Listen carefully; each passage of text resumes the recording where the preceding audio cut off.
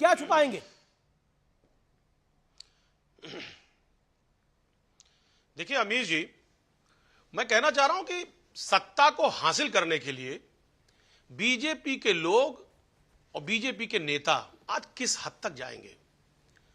देखिए वो कोर्ट का फैसला है, उस पर मैं कोई टिप्पणी नहीं कर सकता, लेकिन जब हमारे देश के प्रधानमंत्री महोदय वो स्टेज पे बैठ चढ़ करके किस कदर हिंदू और मुसलमान की बात करते हैं, ये दुखद है सर। आज आप देखिए किस तरह उन्होंने हिंदू मुसलमान, सुनिए सर मेरी बात सुनिए, रही बात आरक्षण की, तो आरक्षण के हकदार जो लोग हैं उनको आरक्षण क्यों नहीं दिया जा रहा? ठीक है, आपकी बात को मैं ऊपर रखता हूं।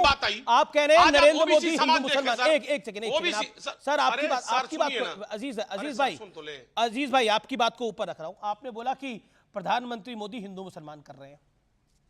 ममता सरकार से पहले ओबीसी की सूची में जातियां 108 थी और जोड़ी गई नई जातियां 71 थी, और 71 में हिंदू जातियां सिर्फ 6 जुड़ी और मुस्लिम जातियां 65 जुड़ गई, और कुल मिलाकर आज की तारीख के अंदर 179 जातियों को जो पिछड़ा वर्ग में शामिल किया गया है उसमें 118 जातियां मुसलमानों की हैं और हिंदुओं की जातियां 61 है।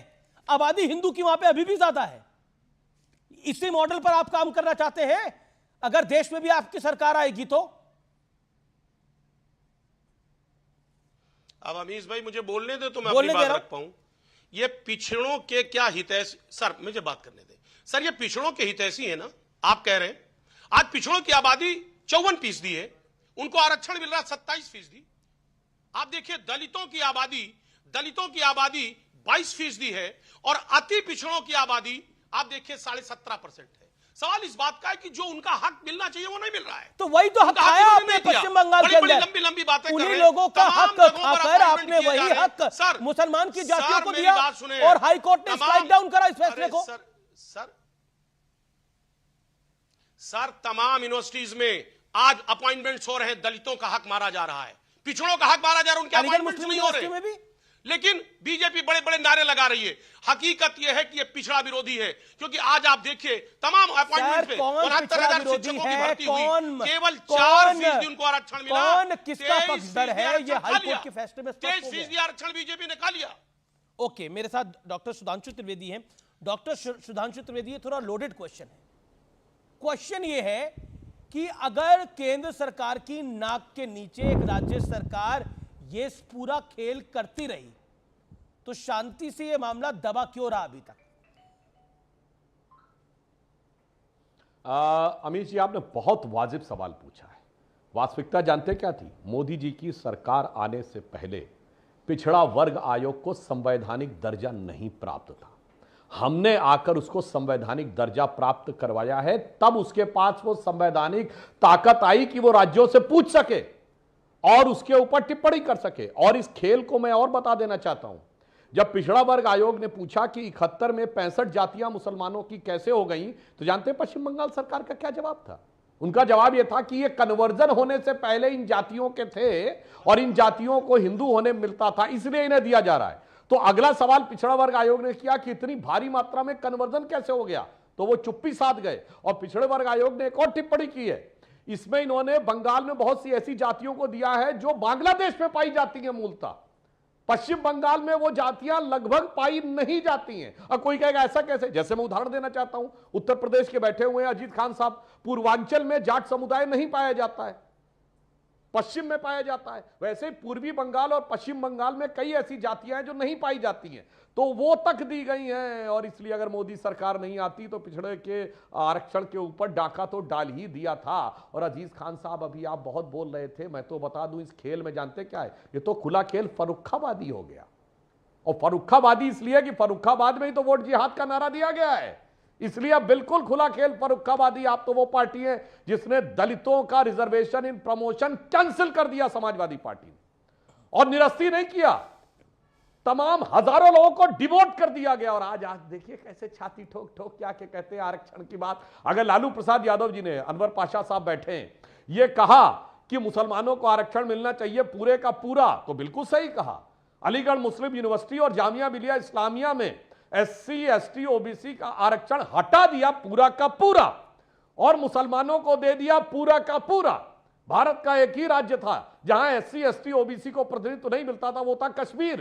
इस प्रीटेक्स्ट पे कि वो मुस्लिम बाहुल राज्य है, तो वहां पे मुस्लिमों को दे दिया पूरा का पूरा, हटा दिया पूरा का पूरा। और जो ममता बनर्जी आज कह रही हैं, मतलब कोर्ट का निर्णय आने के बाद आपको नहीं अच्छा लगा, आप सर्वोच्च न्यायालय जा सकते हैं, कोई आपत्ति नहीं है।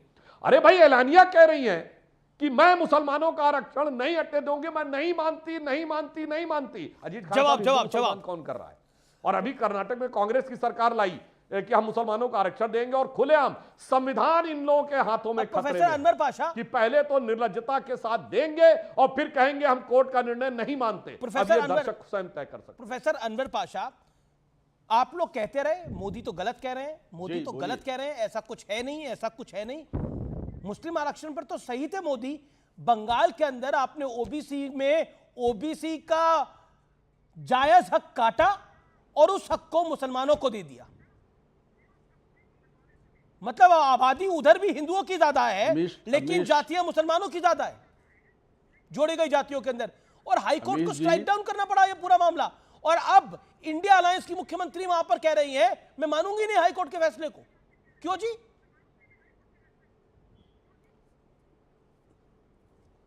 अमीर जी। जी पाशा साहब, आपका सवाल पूरा हो गया? आपका सवाल पूरा हो गया? जी जी, आपका सवाल पूरा हो गया? बिल्कुल बोलिए। आपने 10 मिनट लिया सवाल करने में, आप मुझे 5 मिनट दीजिए जवाब देने के लिए। सुधांशु जी को आपने पूरे 7 मिनट दिए हैं जवाब देने के लिए। मैं समझता हूँ आप न्याय करेंगे, न्याय करेंगे, आप इंटरप्ट नहीं करेंगे बीच में।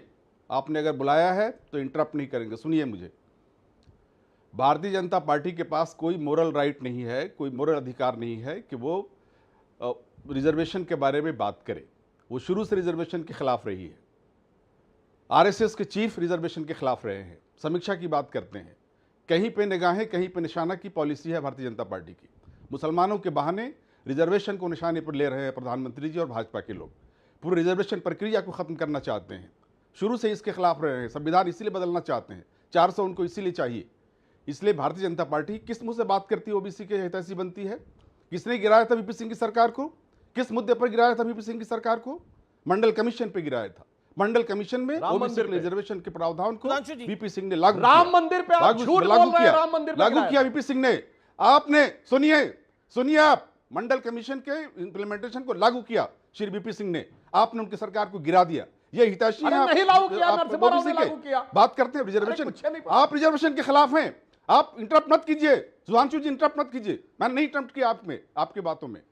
इसलिए आप जो है आपको हो गया है मुस्लिम फोबिया। आपको ख्वाब में मुसलमान नजर आता है। मुसलमान आकर के ख्वाब में देखते हैं आपके मंगलसूत्र चुरा लेगा, भैंस चुरा के ले जाएगा, ये आप ख्वाब में देखते हैं। ये आपको हो गया है मुस्लिम फोबिया। जमीन खिसक रही है आपकी बिसात सियासी खिसक रही है। वोट नहीं मिल रहे हैं आपको, आप हार रहे हैं। इसलिए आप इस तरह की मुस्लिम फोबिया के शिकार हो रहे हैं।